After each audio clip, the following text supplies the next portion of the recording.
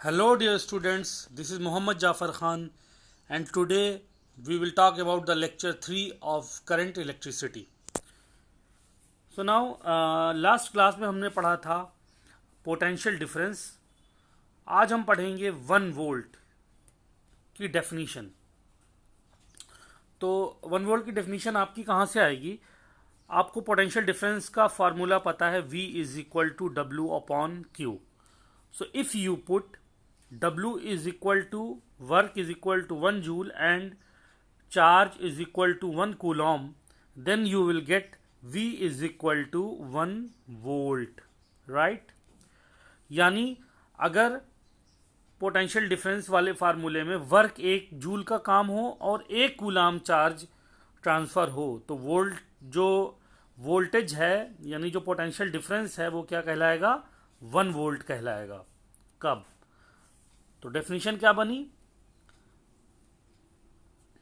मैंने यहां लिखी है. So it is the potential difference between 2 points in a current carrying conductor when 1 joule of work is done to move a charge of 1 coulomb from 1 point to another.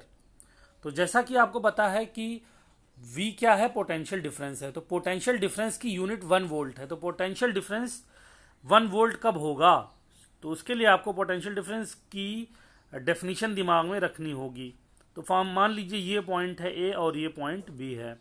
तो potential difference क्या होता है? Work done in moving charge, ठीक, unit charge.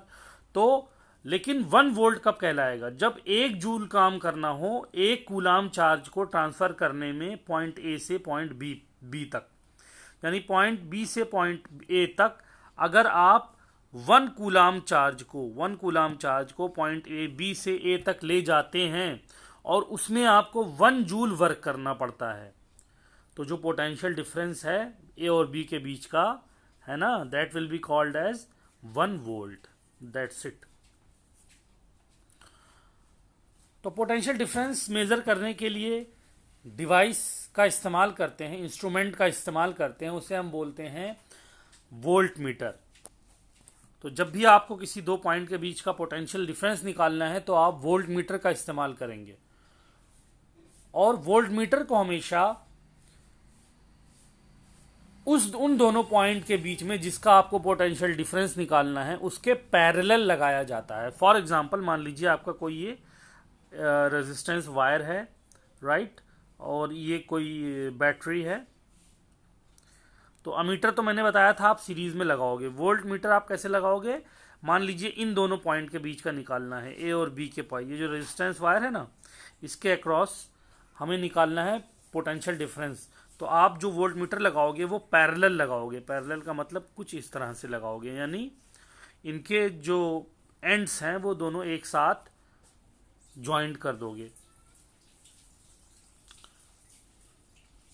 So now एक numerical problem है, अगर आप इसको देखेंगे तो आपको ज्यादा समझ में आएगा. क्वेश्चन कहता है कि how much work is done in moving A charge of 2 coulomb across the 2 points having a potential difference of 12 volt. जब भी न्यूमेरिकल आपके सामने हो तो पहले न्यूमेरिकल को आप समझें और उसकी एक पिक्चर अपने माइंड में बनाएं, और फिर जो जो दिया हुआ है उसको लिखें और फिर जो निकालना है उसकी तरफ बढ़ें फार्मूले के हिसाब से, रिलेशन निकाल के. तो यहां पर कह रहा है कि 2 कूलाम चार्ज है और पोटेंशियल डिफरेंस है 2 पॉइंट का 12 वोल्ट, और 2 पॉइंट के बीच का पोटेंशियल डिफरेंस 12 वोल्ट है. तो 2 कूलाम चार्ज को हमें B से A तक लेकर जाना है, तो कितना वर्क करना होगा? सो आप जानते हो W is equal to V Q from the definition of the potential difference. Very simple. आपको V दिया है, Q दिया है, W निकालना है. तो 12 वोल्ट इंटू 2 कूलम, तो 24 joule will be the right answer. NCERT के कुछ और प्रॉब्लम्स हैं यहाँ पर, जैसे कि पहला है यहाँ पे, name a device which helps to maintain potential difference across a conductor. एक डिवाइस का नाम बताइए जो कंडक्टर के अक्रॉस पोटेंशियल डिफरेंस को मेंटेन करता है, मतलब पोटेंशियल डिफरेंस क्रिएट करता है। तो ये हो सकता है आपका सेल, हो सकता है बैटरी, हो सकती है ना। ये सारे डिवाइस हैं जो पोटेंशियल डिफरेंस क्रिएट करते हैं। याद रखिएगा, मेज़र करने की बात नहीं हो रही, मेंटेन करने की बात हो रही है। तो सेल हो गया, बैटरी वगैरह, ये सब पोटेंशियल डिफरेंस मेंटेन करते हैं बेसिकली। दूसरा क्वेश्चन है, what is meant by saying potential difference between the two point is 1 volt. कह रहा है कि इसका मतलब क्या हुआ अगर हम ये कहें कि किसी दो पॉइंट के बीच का पोटेंशियल डिफरेंस 1 वोल्ट है, तो इस स्टेटमेंट का मतलब क्या है। सो आप जानते हो V is equal to W upon Q. तो V 1 वोल्ट कब होगा, जब W 1 होगा और Q 1 होगा। यानी ये तो डेफिनेशन है 1 वोल्ट की, बेसिकली पूछ रहा है 1 वोल्ट क्या होता है। तो आप कह सकते हो कि अगर 1 कूलाम चार्ज पॉइंट, किसी एक पॉइंट से दूसरे पॉइंट तक ले जाने में हमें 1 जूल का काम करना पड़ता है।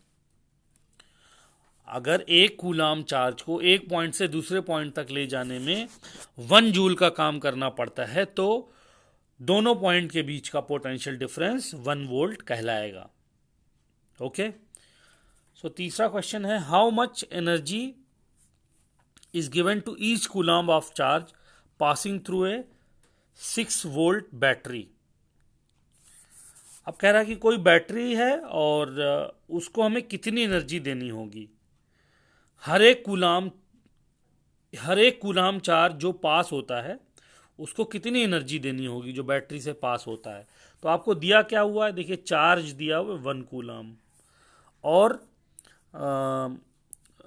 पोटेंशियल दिया हुआ है, पोटेंशियल डिफरेंस दिया हुआ है 6 वोल्ट, राइट।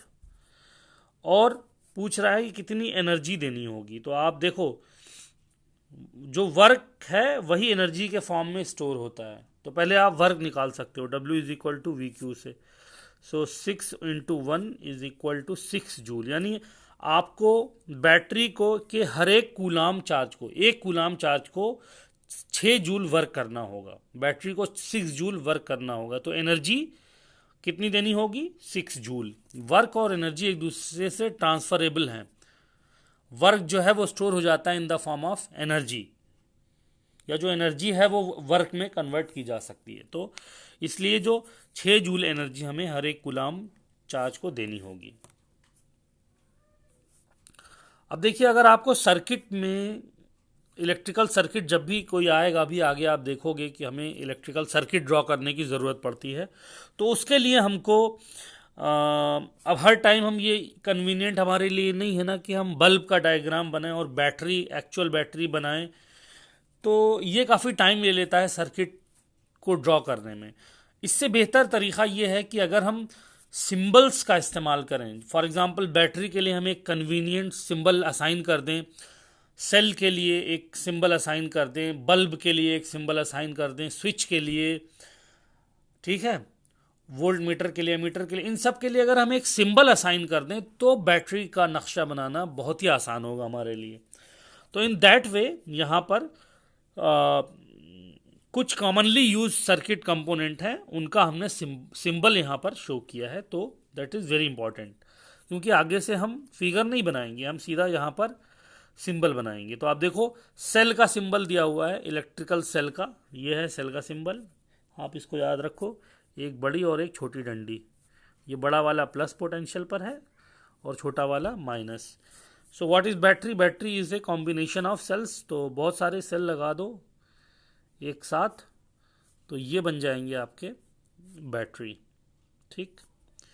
इसी तरह से टैप की, मतलब की है, ये की क्या है, की का ये भी हो जाता, ये टैप की है। टैप का मतलब अगर ये प्रेस करोगे तो ये क्या होगा, अगर ये अगर एक दूसरे से ओपन है तो दिस इज द ओपन, तो मतलब ये ऑफ है।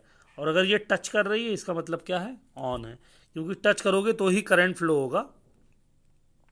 तो बेसिकली टॉर्च वगैरह में जो स्विच होती है उसके यही काम होते हैं कि क्या करते हैं कि अगर ये ओपन होता है तो स्विच ऑफ, और अगर ये क्लोज हमने बताया बटन दबाया तो ये टच कर गए तो स्विच क्या हो गई, ऑन हो गई और करंट फ्लो होने लगेगा।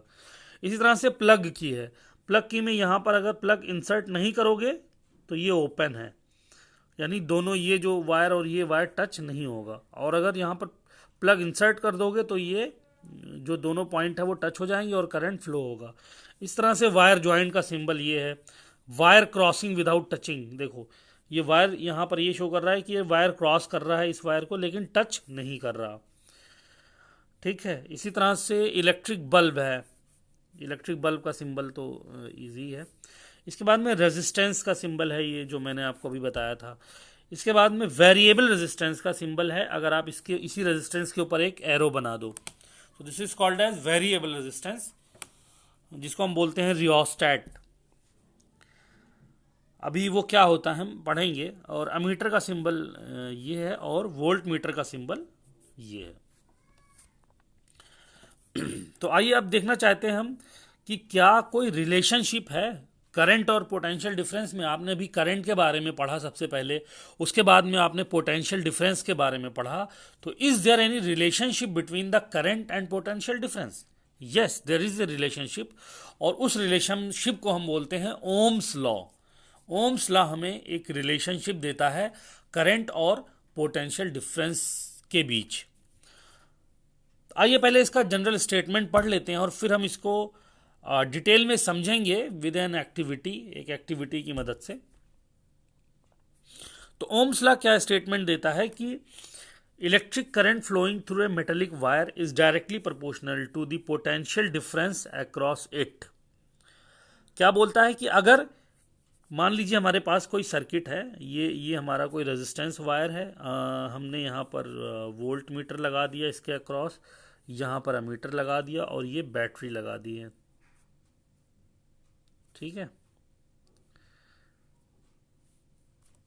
अब देखिए क्या होगा इस केस में कि करंट यहाँ से फ्लो होगी, तो यहाँ ये जो वोल्ट मीटर हमें पोटेंशियल डिफरेंस बताएगा इस वायर के अक्रॉस, रेजिस्टेंस के अक्रॉस, और ये करंट बताएगा कि इसमें से कितना करंट जा रहा है।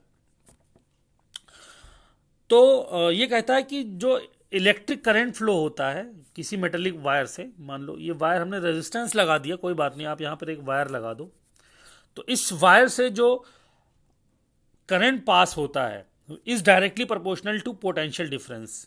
वो पोटेंशियल डिफरेंस इसके अक्रॉस, जो पोटेंशियल डिफरेंस होगा वायर के अक्रॉस, उसके डायरेक्टली प्रोपोर्शनल होगा।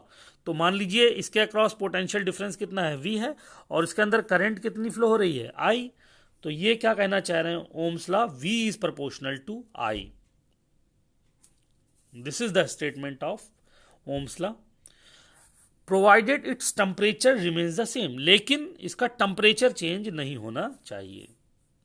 सो if V be the potential difference across the conductor and I be the current flowing through it, then V is proportional to I।